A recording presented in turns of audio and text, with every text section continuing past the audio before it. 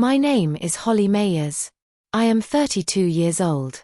And 3 months ago, I drove 3 hours to my grandfather's farm and found a sold sign hammered into the front lawn. No one told me. Not my mother, not my father, not my brother, Craig. I pulled into the gravel driveway, engine still running, and stared at that sign like it was a headstone. Because it was. My grandfather, Walter, built that house with his own hands in 1979. 40 acres of rolling Carolina hills, a workshop out back, and a creek that froze over every January. He died 6 weeks earlier. And my mother's exact words were, "Grandpa didn't leave a will, honey. We handled it." They handled it all right. $620,000. Split between my parents and Craig. And nobody thought to mention it to me. But here is what none of them knew. My grandfather had already given me the one thing they could not sell, and it was worth 8 times what they got for the house. Welcome back to Hidden Family Revenge. This is the channel where we share real family stories, the secrets, the betrayals, and the moments when the truth finally comes out. If you want to hear what Holly found underneath that sold house, drop a comment and be sure to subscribe. Now, let us get into it.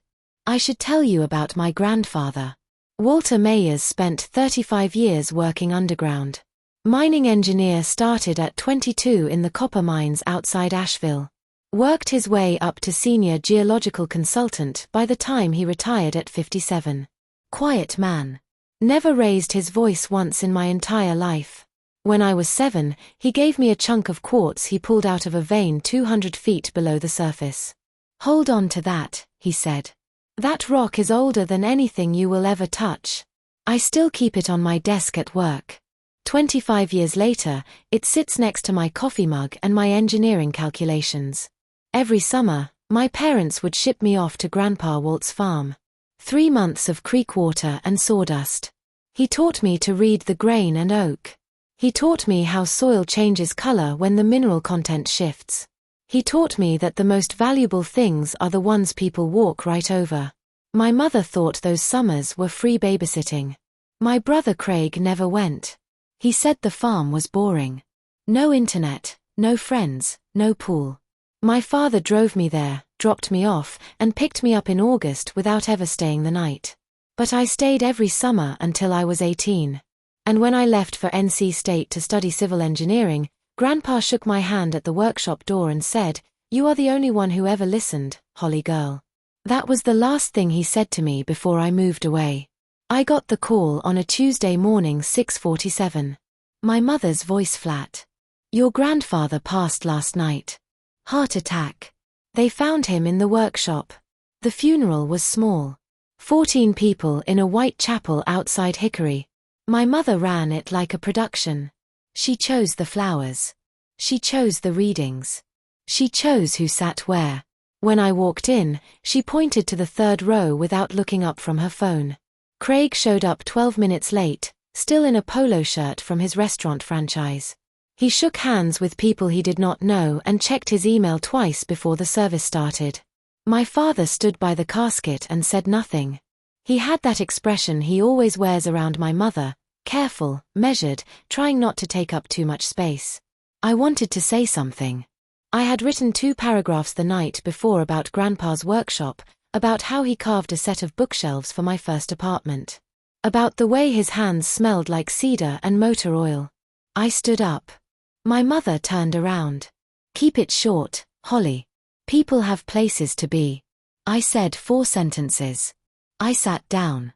Afterward, in the parking lot, I asked about the farm, the 40 acres, the workshop. My mother's answer came fast, too fast, like she had rehearsed it. "Grandpa didn't leave a will." 5 words. She did not blink. She did not pause. I noticed something else.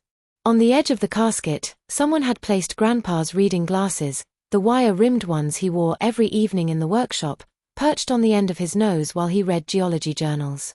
My mother had put them there like a prop. I drove home that night with a knot in my stomach I could not name. Something about that answer. 5 words, no blink, sat wrong in my chest. 2 weeks passed. I called my mother and asked about the farm. "Your father and I are handling it." Craig is helping, too. Can I come up this weekend? Maybe help sort through Grandpa's things. You live 3 hours away, Holly. Let us deal with it. That was the end of the conversation. She hung up the way she always does, mid-sentence, as if the call were already over before I started talking. I drove to the farm anyway. Saturday morning, 7 o'clock. The fields were still damp from overnight rain. I pulled up the gravel drive and went straight to the front door. The lock had been changed. New deadbolt brass. Still had the sticker from the hardware store. I tried the side door. Changed too. I walked around to the back and checked the mudroom. Same thing. I stood in my grandfather's yard, locked out of his house, holding a key that no longer fit anything. I called Craig. Yeah, Mom changed the locks. Security thing, you know. The house is going to be empty for a while. Nobody told me. Mom thinks it is better this way. Less people in and out. Less people meaning me. I sat in my car for 20 minutes. The workshop was still visible from the driveway. Grey wood, tin roof, the door crooked the way it had been since 1994. Nobody had touched it. That Monday, I got an email from a man I had never met. The subject line read, "Inquiry regarding the mayor's property listing." I did not know what listing he was talking about. I opened the email and saw a Zillow link. My grandfather's farm, 40 acres, 4 bedrooms, listed for $620,000. I clicked that link 7 times, refreshed the page, scrolled through the photos, my grandfather's kitchen, his living room, the view from the back porch where we used to sit and watch the hawk circle. Status pending. I called my mother. My hands were shaking, but my voice was not. You are selling Grandpa's house. A pause, then that tone. The one she uses when she wants you to feel small. It is not Grandpa's house anymore, Holly. It is a family asset. And since there was no will, your father and I, as next of kin, decided what is best. I am next of kin, too. You did not need the money, Holly. You have your career. Craig's restaurant is struggling. We are helping him. There it was. Craig needed the money. That was the entire calculation. That was the math my mother did in her head while she stood at my grandfather's casket and told me he left nothing behind. How much? $620,000. The offer came in fast.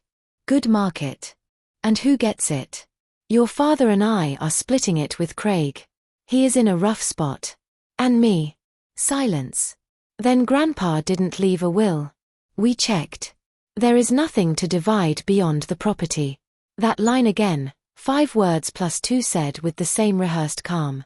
I learned later that Craig had already received a deposit, $80,000 wired before the sale even closed.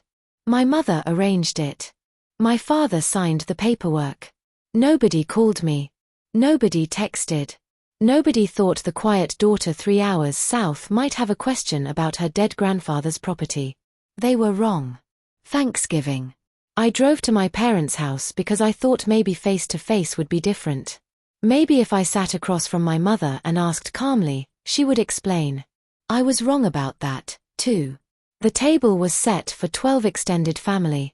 Aunt Linda, Uncle Martin, Cousin Jake, everyone eating my mother's pot roast and pretending nothing had changed.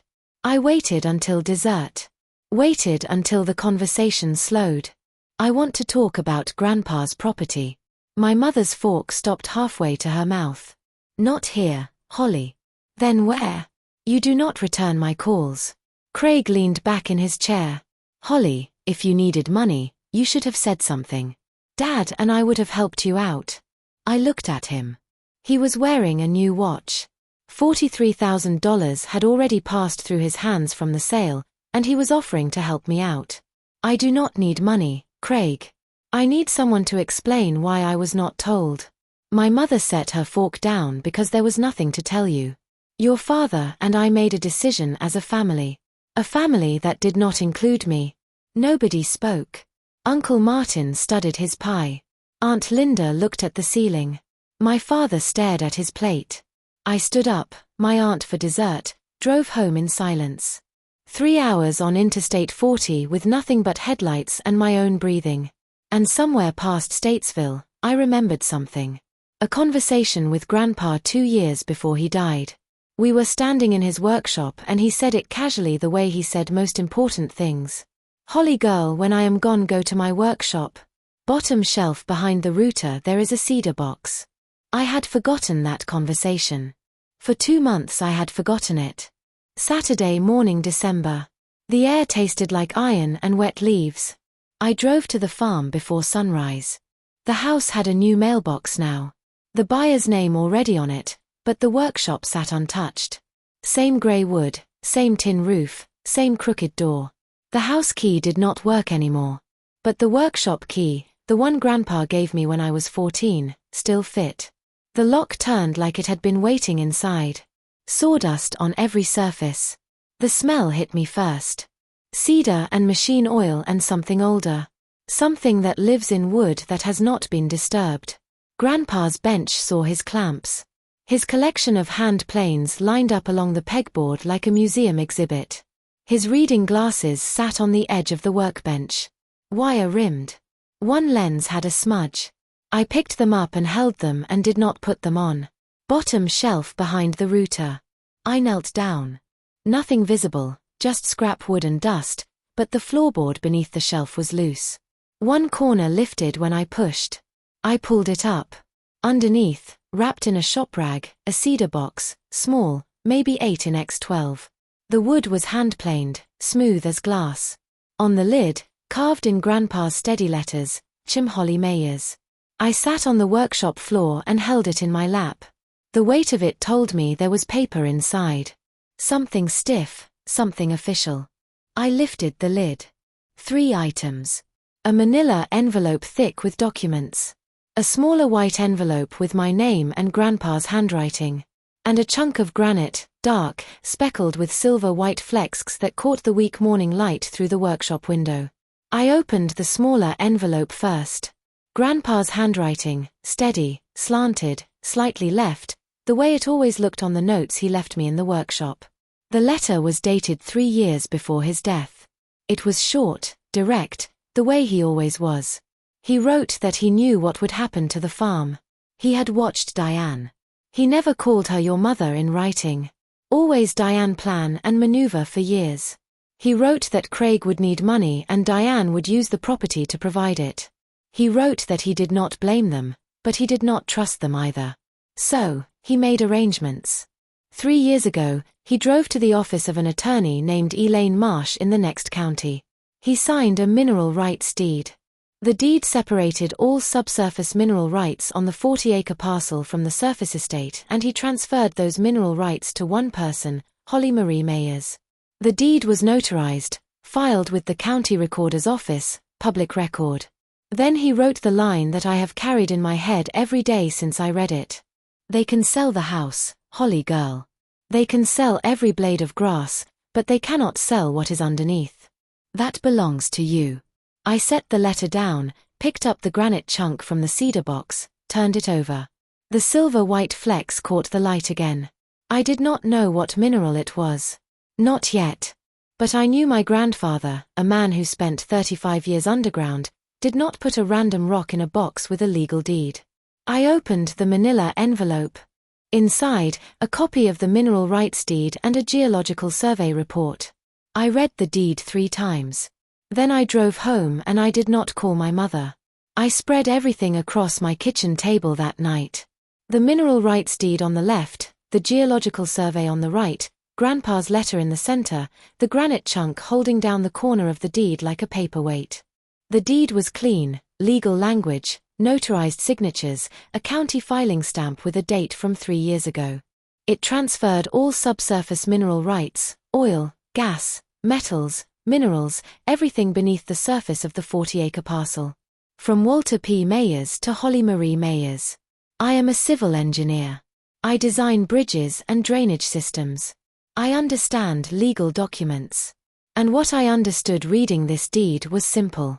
The surface of that land, the house, the grass, the driveway, could be sold by whoever inherited it. But the subsurface was already mine. Had been mine for 3 years before Grandpa died, before the funeral, before the sale. My parents sold a house sitting on top of my property. The geological survey was harder to read. Technical language core sample data mineral composition analysis, but one section was highlighted in yellow. Grandpa's yellow highlighter, the one he kept in his shirt pocket. Significant lithium-bearing pegmatite deposit identified across southwest quadrant. Preliminary assessment suggests commercially viable concentrations. Lithium. I knew enough to know that lithium in 2024 was not a curiosity. It was a currency. But I needed someone who could tell me exactly what I was holding. The deed named the attorney. Grandpa's letter named the attorney. Elaine Marsh. Mineral rights and estate law. Offices in the next county. I picked up the granite chunk. Rolled it in my palm. The silver-white flecks. I was starting to suspect what they were. I called Illa Marsh the next morning at 8 o'clock sharp. She picked up on the second ring. Marsh Law Office. My name is Holly Mayers. I think my grandfather left some documents with you. A pause, then warm. I was wondering when you would call. Your grandfather told me about you. We met that afternoon. Her office was small, 2 rooms above a hardware store in Marion. Elaine Marsh was about 45, direct, no nonsense. She wore reading glasses on a chain and had a map of county mineral claims pinned to her wall. She examined the deed, pulled her own copy from a locked filing cabinet. Your grandfather came to me 4 years ago. He wanted the mineral rights separated from the surface estate. Clean severance. We filed the deed with the county recorder 3 years ago this March. She set both copies side by side on her desk. This deed is valid, properly executed, properly recorded. It predates your grandfather's death by 3 years. That means the mineral rights were already yours when he passed. They are not part of his estate. They are not subject to interstate succession. I needed to hear the next part. Your parents sold the surface. They had the right to do that. Through interstate succession, the surface estate passed to your father and mother as next of kin, but they never owned the minerals. Those have been yours for 3 years. What about the geological survey? Elaine nodded. Your grandfather commissioned that 5 years ago. Smart man. But the survey is dated. Current lithium prices are different. What we need is an updated valuation. And then we file a petition to formally enforce your mineral rights, and we notify every party involved that the subsurface does not belong to them. She picked up the phone. I know a geologist. He can do a site visit next week. Dr. James Avery drove a truck older than my grandfather's workshop. He was 61, retired from the State Geological Survey, and he charged $400 a day plus mileage. Elaine trusted him because he had testified in 11 mineral rights cases and never been wrong. We met at the property on a Wednesday morning. The new owner, a developer named Harris, was not home, but his contractor was laying gravel in the side yard. Elaine introduced herself and explained that Holly Mayers held the mineral rights and had legal access for assessment purposes. The contractor shrugged and went back to work. Dr. Avery walked the property with a bag of tools. Core sampler, portable XRF analyzer, GPS unit. He took samples from 3 locations. The southwest corner near the old fence line, the ridge behind the workshop, and the low field by the creek. He worked slowly, methodically, like my grandfather used to work. At the second sample site, he crouched over a freshly pulled core, ran the XRF scanner across it, and looked at the readout for a long time. Miss Mayers, come look at this. I knelt beside him. The readout showed elevated lithium concentrations. This is consistent with the Kings Mountain pegmatite belt. The vein runs northeast to southwest across your property. I pulled the granite chunk from my jacket pocket, the one from the cedar box. He took it, turned it over, held the XRF scanner to it. Same mineral composition. Your grandfather kept this as a type specimen. He looked at me. Whoever had this land surveyed before knew exactly what they were looking for. This is not accidental. I looked at the ridge behind the workshop. 40 acres of rolling Carolina hills and somewhere underneath all of it lithium. 1 week later, Dr. Avery's formal report arrived at Elaine's office. 22 pages core sample analysis, mineral concentration maps, extraction feasibility assessment, And on page 14 in a section titled Preliminary Valuation, one number, $4.7 million. I read it sitting in the chair across from Elaine's desk. She watched me the way you watched someone open a door they did not know existed. Based on current lithium carbonate market prices and the estimated deposit volume across the 40-acre parcel, the mineral estate is valued at approximately $4.7 million. I set the report down, picked up the granite chunk from my jacket pocket, and placed it on Elaine's desk next to the deed. $620,000. I said that is what my parents sold the house for. Split 3 ways. My mother, my father, Craig, about $27,000 each. And $4.7 million, Elaine said, is what is underneath. I sat with that math for a long time. My grandfather was a mining engineer for 35 years. He knew what lithium was worth before most people could spell it. He commissioned that geological survey. He separated the mineral rights. He filed the deed. He carved a cedar box, put a rock inside, and hid it under a floorboard in his workshop. He did all of that because he knew my mother would sell the surface the moment he was gone. And he was right. Your grandfather once told me something, Elaine said. He said, people look at the surface and think that is all there is. I looked at the granite on her desk. The silver-white flecks caught the overhead light. Do you want to notify your family first? Elaine asked. Or do you want to file? File. I am sitting in Elaine's office with a geological report that says the dirt under my grandfather's sold house is worth $4.7 million. My mother told me Grandpa left nothing. My brother already spent his share and I have not said a word to any of them yet. If you have ever been the quiet one in your family, the one they forgot to include, stay with me. Like and subscribe, because this is where it turns. Before Elaine filed anything, I needed to see it for myself. I drove to the county recorder's office on a Thursday afternoon. Small brick building, 2 clerks behind the counter, a row of filing cabinets that looked older than the building itself. I need a chain of title search on a 40-acre parcel. I gave them the address, my grandfather's address. The clerk typed, pulled a print out, ran her finger down the page. Surface rights transferred via interstate succession to Raymond and Diane Mayers.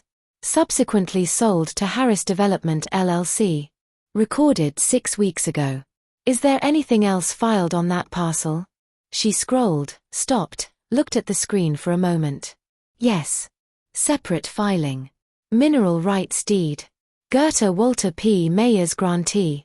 Holly Marie Mayers. Recorded 3 years ago. Book 47, page 312. There it was. My name in the county records. Filed 3 years before my grandfather died. Public record. Anyone who had done a thorough title search would have found it. Can I get a certified copy? She printed it, stamped it, handed it to me. I held a piece of paper that said, the ground under my grandfather's sold house belonged to me, had belonged to me for 3 years. My grandfather drove to this building, stood at this counter, signed these papers, and walked out knowing that no matter what happened to the house above, the earth below belonged to his granddaughter. I photographed the certified copy, sent it to Elaine. She replied, in 4 minutes, we file Monday. I walked out of the building into grey December light and nearly ran into a man in a wool coat standing by a silver truck in the parking lot. Miss Mayers. It was Harris, the buyer. He looked uncomfortable, hands in his coat pockets, keys jangling. My attorney told me someone filed a mineral rights claim on my property. I kept my voice level. It is not a claim, Mr. Harris. It is a deed that has been on file for 3 years. I own the mineral rights. He blinked. Then his jaw tightened, but not at me. I could see the math happening behind his eyes. The same math I had done, the same realization. The sellers never disclosed this. My title company should have caught it. You should talk to your attorney about that. He looked at me for a long moment. Then he nodded slow like a man absorbing the cost of a mistake that was not his. I paid $620,000 for that property. For the surface, yes, and underneath is mine. He pulled out his phone, started dialing before he reached his truck. I heard him say, "Get me the title insurance file," before the door closed. I sat in my car and called Elaine. Harris just confronted me in the parking lot. He knows. Good. I already got a call from his attorney 20 minutes ago. They are very interested in cooperating with us. Cooperating how? Harris is angry, but not at you. He bought a property with a severed mineral estate that the sellers failed to disclose. That is a legal problem for your parents, not for you. I had not expected this. I came to the county recorder's office to confirm what I already knew and walked out with an ally I did not plan for. The pressure on my parents was now coming from two directions, mine and Harris's. Monday was going to be a very different kind of day. Elaine filed the enforcement petition on Monday morning.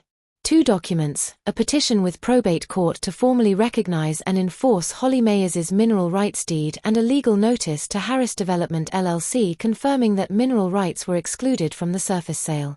By Monday afternoon, my phone started buzzing unknown numbers. I did not answer. That evening, Craig called, first time in weeks. Holly, his voice was tight. I just got a call from some attorney. What is going on? You should ask Mom.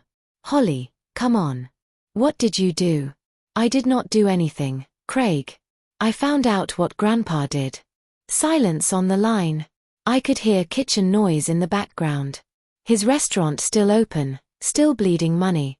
What are you talking about? Grandpa left me the mineral rights to the property. He filed a deed 3 years ago. It is public record. More silence. Then what mineral rights? The rights to everything under the ground. The house you and Mom and Dad sold sits on top of a lithium deposit, Craig.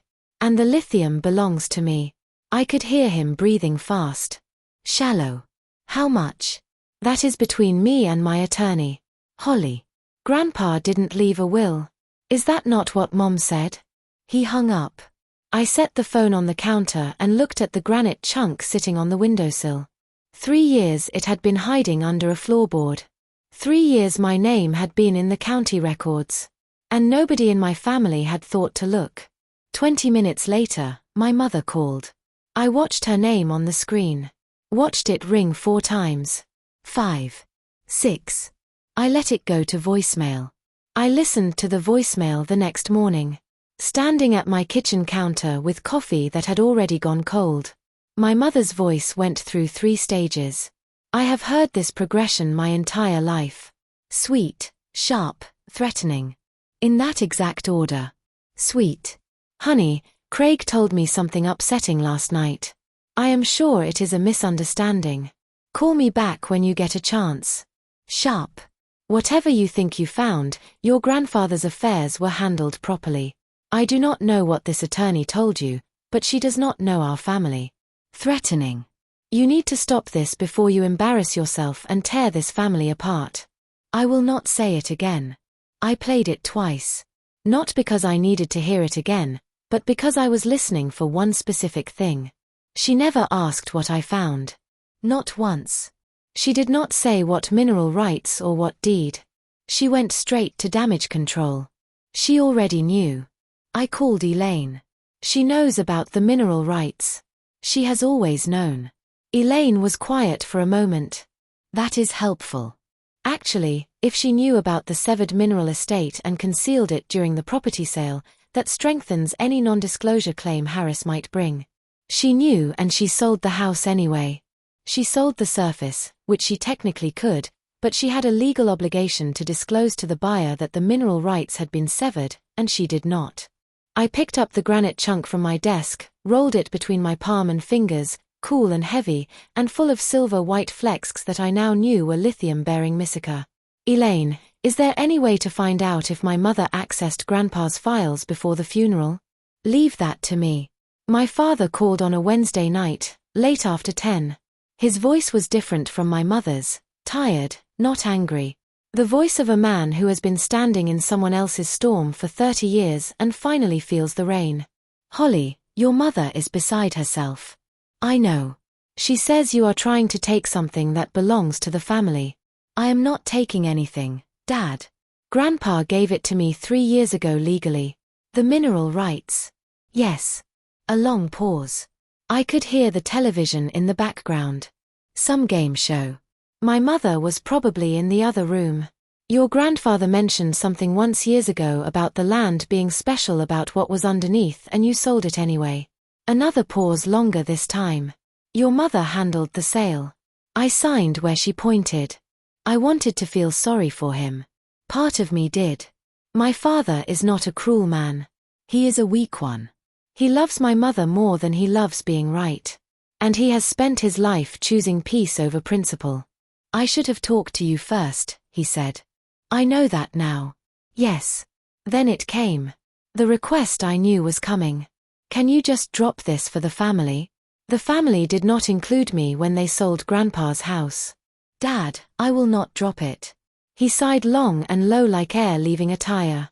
Your mother will not let this go quietly. Neither will I. He said good night. I said good night. We hung up like strangers. The next morning, I got a text from a cousin I had not talked to in 2 years. Heard you are suing your parents. Your mom is telling everyone. The gossip machine was already running. Within 48 hours, my mother had called everyone. Aunt Linda sent a text. Your mother is heartbroken. Please think about what you are doing. Cousin Jake called and left a voicemail. Holly, I love you, but suing your own parents. Come on. Uncle Martin, who I had seen maybe 5 times in the past decade, emailed a 3-paragraph lecture about family loyalty. Not one of them mentioned the mineral rights. Not one of them asked what Grandpa had actually done. They had Diane's version. Holly is greedy. Holly is ungrateful. Holly is tearing the family apart. And that was enough. I did not argue with any of them. I sent each person the same text message, word for word. I am not suing anyone. I am enforcing a legal document Grandpa filed 3 years ago. Ask Mom about the mineral rights deed. Most did not respond. 2 came back confused. What mineral rights? That was the crack in my mother's story. She could tell people I was suing. She could tell them I was greedy. But eventually, someone would ask the question she did not want to answer. What exactly did Holly find? I sat at my desk that evening, the granite chunk pinning down a stack of geological reports. I was mapping the situation the way I map an engineering project. Pressure points, structural weaknesses, load-bearing elements. My phone rang. Unknown number, but a local area code. Holly, this is your Uncle Paul, Walt's brother. I had not talked to Uncle Paul in 3 years. He lived 2 towns over from the farm. Quiet man, like Grandpa. Holly, I know about the deed. Your grandfather told me the day he filed it. I sat down. He said, and I am quoting him, I just made sure Holly gets what matters. Uncle Paul was 74. He had the same voice as Grandpa. Low, careful, each word placed like a brick. Your grandfather called me from the parking lot of the recorder's office. He was proud of himself. First time in years I had heard him sound like that. Did he tell you about the geological survey? He showed it to me. Drove over that same week with a folder full of maps and charts. Said there was lithium under that property. Said the deposit ran northeast to southwest right under the ridge behind the workshop. And he told you why he separated the mineral rights. He told me Diane would sell the place the minute he stopped breathing. His words, not mine. He said she would split the money with Craig and Holly would get nothing. He was right. He knew that woman for 30 years. Holly, he was always right about her. Paul offered to testify at the probate hearing, signed affidavit, in-person testimony, whatever Elaine needed. Your grandfather was the sharpest man I ever knew. 75 years old and still reading geology journals every night in that workshop. If anyone tries to say he was not competent, I will set them straight. Then Paul told me one more thing. Holly, your grandfather left a second letter with his attorney. Sealed envelope. He told me about it the last time I saw him. Said it was only to be opened if there was a dispute. I called Elaine before Paul had even hung up. Do you have a sealed letter from my grandfather? A beat of silence. Then I have been waiting for the right time. Is it time? Yes. Come to my office tomorrow. The envelope was manila sealed with wax. Actual sealing wax. The kind Grandpa used on his woodworking projects. His initials pressed into the dark red circle. W.M. Elaine cut it open carefully and handed me the letter. His handwriting again, steadier than the first letter. He must have written this one earlier when his hands were still sure. He addressed it to Elaine with instructions to share with me if a dispute arose, and then he laid out everything. He knew Diane would sell. He had watched her calculate the value of the property at family dinners for years. He wrote that she once asked him over Christmas ham what the farm was worth on the current market. He was still alive, still eating at his own table, and she was already pricing the property. He separated the mineral rights because, in his words, my daughter-in-law has always valued what she can count. She never valued what she could not see. He commissioned the geological survey because he suspected lithium. 35 years as a mining engineer. He recognized the pegmatite formations on his own land the way a carpenter recognizes oak grain. He did not tell the family because they would have fought over it while I was still breathing. He left the surface to interstate succession on purpose. Let them have the house. Let them sell it. Let them think they won. But the ground beneath it is Holly's. She earned it by being the only one who ever asked me about my work, not my money. Elaine set the letter down. This is admissible as evidence of intent. Combined with the recorded deed, the geological survey, and Paul's testimony, your case is airtight. The probate hearing was scheduled for January 14th, 3 weeks away. My grandfather saw all of this coming. 3 years before he died, he filed a deed. 5 years before that, he ordered a geological survey. He watched Diane favor Craig for decades and never said a word. He just prepared quietly the way he taught me. The probate hearing is in 3 weeks. If you think Holly should walk in there with everything Grandpa left her, tell me in the comments and hit subscribe. Craig showed up at my apartment on a Tuesday evening. I did not invite him. He just appeared in the hallway, still wearing his restaurant management polo, smelling like fryer oil and anxiety. Can we talk? I let him in. He sat on the edge of my couch and rubbed his hands together like he was trying to start a fire between his palms. Look, Holly, I know things got messy. Mom overreacted. Dad should have called you. I should have called you. I waited. But we are siblings. I will back you up at the hearing 100%. I will testify that you have the right to those minerals in exchange for what? He looked at his hands. Split the mineral rights with me. 50/50ths. You still get 2.3 million. I get enough to save the restaurant. You want half of something Grandpa specifically left to me. He would have wanted us to share. He had the chance to share. He chose to give it to me. Just me. Craig's face changed.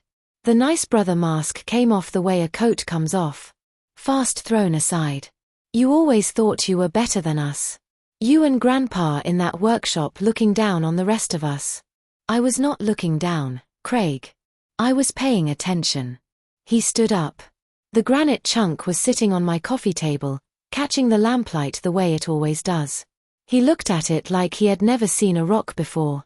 You are going to regret this. Maybe, but I am going to keep my promise. He walked out. The door did not slam. It clicked shut, which was somehow worse. That night, I got an email from Harris's attorney. Harris was filing a separate civil claim against my parents for non-disclosure of the severed mineral estate. The night before the hearing, I sat at my kitchen table and laid everything out. The mineral rights deed, original and county recorded certified copy. The geological survey, original and updated. Dr. Aver's formal valuation, $4.7 million, signed and stamped. Grandpa's sealed letter to Elaine explaining everything. Uncle Paul's signed affidavit notarized that morning. 5 documents. Each one a brick in a wall my grandfather started building years before I knew it existed. Elaine called at 9. Final prep. Their attorney will argue undue influence that Walter was not mentally competent when he filed the deed. Paul's testimony destroys that. The 3-year gap between the filing and Walter's death destroys it further. Competent people do not execute legal documents and then live 3 more years without anyone questioning their faculties. What about the sealed letter? Cherry on top. A man who knew his family well enough to predict exactly what they would do. That is not incompetence. That is clarity. I packed the cedar box.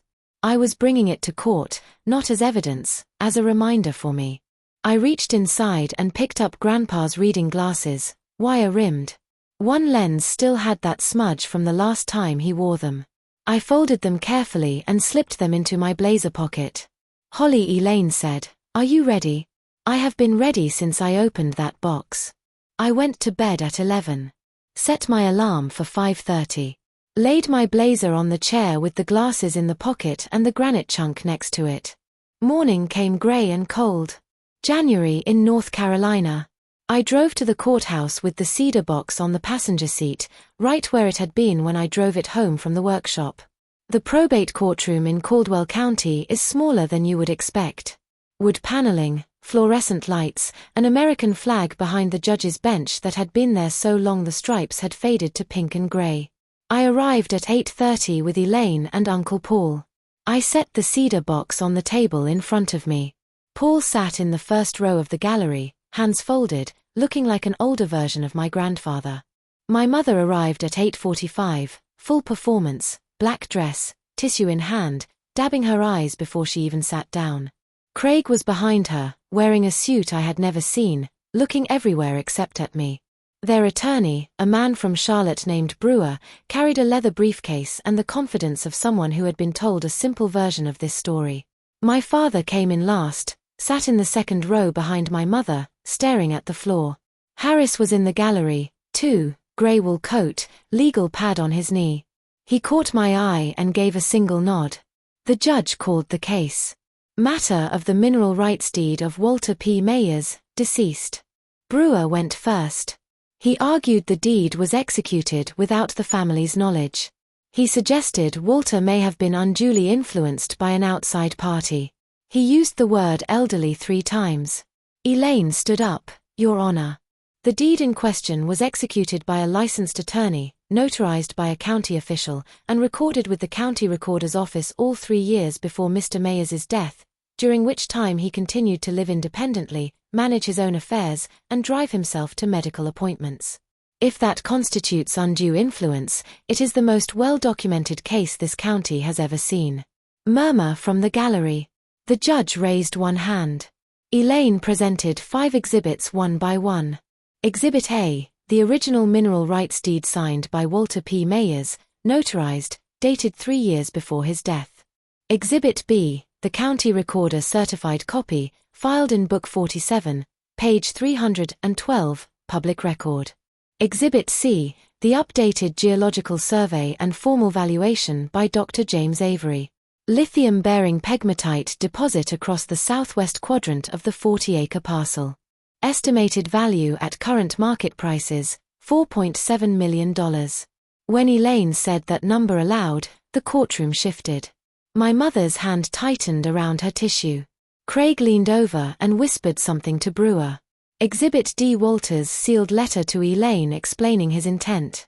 Elaine read key passages aloud. My daughter-in-law has always valued what she can count. She never valued what she could not see. And she earned it by being the only one who ever asked me about my work, not my money. Exhibit E. Uncle Paul's affidavit and testimony. Paul stood, walked to the witness box, sat down the way my grandfather used to sit, straight-backed, hands on the armrests, looking directly at whoever spoke. My brother was a mining engineer for 35 years. He knew what was under that land. He chose to protect it for the one grandchild who cared about his work, not his money. Brewer tried on cross-examination. Is it not possible? Walter was confused. He was 75 when he filed this deed. Paul looked at Brewer. The way you look at someone who has said something they should not have. He drove himself to the attorney's office, drove himself to the recorder's office, came to my house afterward, and we drank coffee, and he told me exactly what he did and why. That man was sharper at 75 than most people are at 40. The judge thanked Paul. Paul nodded and returned to his seat. In my blazer pocket, I could feel the weight of Grandpa's reading glasses against my chest. Next to them, in my other pocket, the granite chunk. I had not touched either one. Not yet. The judge turned to Brewer. Does the respondent wish to present evidence? Brewer shuffled papers. He had nothing. A deed filed 3 years ago, a county record, a geological survey, a sealed letter from a dead man who predicted everything. An independent witness who knew the mining engineer for 7 decades. There was nothing to argue against. Brewer asked for a continuance. The judge denied it. You have had 3 weeks, counselor. That was when my mother stood up. Brewer reached for her arm. She pulled away. That land was supposed to take care of this family. Her voice was loud enough to fill the room. My father-in-law had no right to give it away to one grandchild. Please sit down. She did not need it. Diane pointed at me. Her finger shook. She has her career. Craig needed that money. We all needed it. I sat perfectly still, hands folded on the table. I did not look at her. I did not react. You are tearing this family apart over dirt. She was almost shouting now. Craig buried his face in his hands.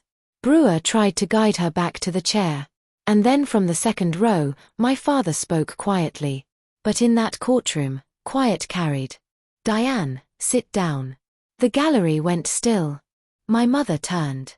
She looked at my father like she had never heard his voice before. She sat down. The judge asked if I wished to respond. I stood slowly, smoothed my blazer. Your Honor. My grandfather worked underground for 35 years. He taught me that the most valuable things are the ones people walk right over.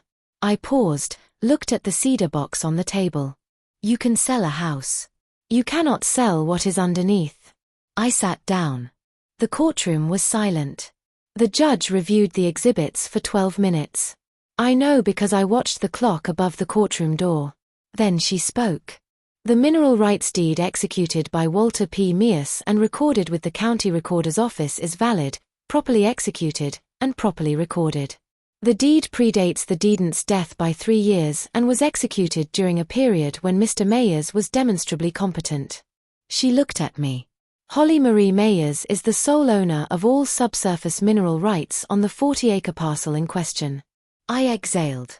I did not know I had been holding my breath. The surface sale to Harris Development LLC is valid, but does not and never did include mineral rights. Those rights were severed by the grantor 3 years prior and transferred to the petitioner. She turned to the respondent's table. The court notes that the respondents sold the surface property claiming no will or other estate documents existed while a separately recorded deed transferring mineral rights was on file with this very county. The court recommends that the buyer's legal counsel review potential claims for non-disclosure. My mother sat frozen. Her tissue crumpled in her fist. She did not move. Craig stood up without a word and walked out of the courtroom. Did not look at me, did not look at anyone. My father stayed, seated in the second row. He looked at me and he nodded once, small, the nod of a man who knew what the right thing was and never had the courage to do it. I picked up the cedar box from the table, opened the lid, placed Grandpa's reading glasses inside next to the granite chunk, closed it. Elaine put her hand on my shoulder. It is done. Outside, bright January afternoon, the kind of cold that makes everything sharper. Edges, colors, sounds. Elaine, Paul, and I stood on the courthouse steps. The granite of the building was the same pale gray as the chunk in my pocket. Congratulations, Elaine said. You now own a $4.7 million mineral estate. My grandfather owns it. I am just the one he trusted to take care of it. Paul hugged me. His arms felt like Grandpa's. Same height, same grip, same cedar and coffee smell. He would be proud, sweetheart. Harris came out a few minutes later. Handshake firm and brief. No hard feelings, Miss Mears. I am going after your parents' attorney for the title failure, not you. I understand. For what it is worth, your grandfather sounds like he was a hell of an engineer. I nodded. Harris walked to his truck. I was heading to my car when I saw my father standing by his pickup across the lot alone. My mother was already gone. Craig must have driven her. My father was just standing there, keys in his hand, looking at the sky. He saw me, raised his hand, half wave, half surrender. I waved back. I did not walk over. He did not walk over. We stood 40 yards apart in a county parking lot, and that was the closest we had been in months. I put the cedar box on the passenger seat. Same spot as every drive. Engine on, heat up, highway south. 3 hours home with Grandpa riding shotgun. 6 months later, I signed a development lease with a mining company out of Charlotte. The terms were straightforward. They handle extraction. I receive royalties based on production volume. The first quarterly payment arrived in April. The second appraisal confirmed Dr. Avery's estimate. $4.7 million in lithium reserves, give or take market fluctuations. I set up a trust in Grandpa's name, the Walter P. Mayers Engineering Scholarship Fund. Half of the first year's royalties go to first-generation engineering students at the community college in Caldwell County, the same county where Grandpa spent 35 years underground and never once complained about the dark. Craig's restaurant franchise closed in March. He declared personal bankruptcy 2 months later. His share of the $620,000, about $27,000 after taxes and my mother's cut, was gone before the lease was even signed. My mother blames me. Craig has not called since the hearing. Harris filed a civil suit against my parents for failure to disclose the severed mineral estate during the property sale. Their attorney costs are mounting. Diane fired Brewer and hired someone cheaper. My father sent me a letter, handwritten, short. No excuses, no explanations. I should have been braver. I hope you know that. I read it twice. Then I opened the cedar box, placed the letter inside next to the mineral rights deed and Grandpa's reading glasses and the granite chunk, and closed the lid. The box sits on my bookshelf. Now, between a framed photo of Grandpa in his mining gear and my NC State Engineering diploma, 3 objects that tell the story of 2 people who believed the most valuable things are the ones you cannot see. I did not reconcile with my mother. I did not slam the door either. I sent her one text. Final clear. If you ever want to have an honest conversation, not about money, not about Craig, not about blame, you know my number. She never replied. I visit the property once a quarter. Walk the land, check on the mining operation. The drill pads are on the southwest corner near the old fence line where Dr. Avery pulled his first core sample. The rest of the 40 acres looks the same. Rolling hills, creek, hawks circling. The workshop is still standing. Harris agreed to preserve it as part of our surface use agreement. The mining company routes their equipment road around it. I go inside sometimes, sit at Grandpa's bench, run my hand along the wood he planed smooth 40 years ago. His tools are still on the pegboard. His reading glasses are in the cedar box at home, but the smudge on the left lens is still there. I have not cleaned it. The workshop smells the same. Cedar and machine oil and something deeper, something permanent, like the earth remembering who walked here. My grandfather spent 35 years underground.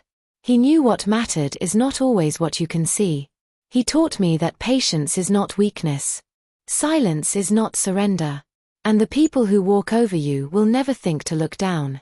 That is my story. A cedar box, a granite rock, and a deed filed 3 years before goodbye. If this story reminded you to check what is really yours, share it with someone who needs to hear it. Drop a comment, hit subscribe, and I will see you in the next one.